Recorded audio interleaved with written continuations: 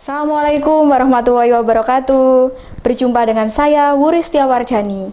Kali ini kita akan membahas tentang mengidentifikasi kesalahan penulisan judul. Judul merupakan sebuah nama pendek yang digunakan dalam buku atau karangan. Judul ini mewakili isi dari seluruh karangan atau buku. Untuk menulis judul, hal pertama yang harus dilakukan adalah penggunaan huruf kapital. Huruf kapital digunakan untuk menulis huruf pertama pada setiap kata dalam judul. Tetapi perlu diperhatikan, untuk menulis judul, tidak semua kata diawali dengan huruf kapital, yaitu kata konjungsi atau preposisi. Konjungsi atau preposisi tersebut antara lain di, ke, dari, oleh, untuk, sebagai, pada, terhadap, dan sebagainya. Konjungsi dan preposisi ditulis menggunakan huruf kecil, kecuali jika konjungsi atau preposisi tersebut berada di awal judul.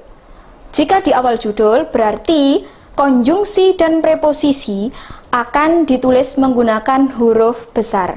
Yang selanjutnya, huruf kapital digunakan untuk menulis kata ulang sempurna. Contohnya, jalan-jalan.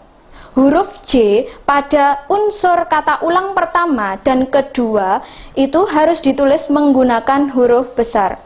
Kecuali jika kata ulang tersebut merupakan kata ulang berubah bunyi atau kata ulang tidak sempurna. Contohnya, pada kata bermain-main, sayur-mayur, dan sebagainya. Selanjutnya, huruf kapital tidak digunakan pada kata sandang, seperti si, sang, atau para. Selanjutnya, kita masuk ke contoh soal. Pertama, Indonesia dalam pusaran politik internasional. Yang kedua, hukuman pengucilan bagi koruptor. Yang ketiga, kesejahteraan ekonomi di era digital. Yang keempat, memikir ulang pendidikan. Selanjutnya, kita masuk ke pembahasan. Tadi sudah dijelaskan pada materi tentang penulisan judul. Untuk konjungsi dan preposisi, itu ada pengecualian, yaitu ditulis menggunakan huruf kecil. Dalam judul yang tadi sudah ditayangkan pada contoh soal, untuk judul pertama, kita menemukan kata dalam. Dalam itu termasuk konjungsi.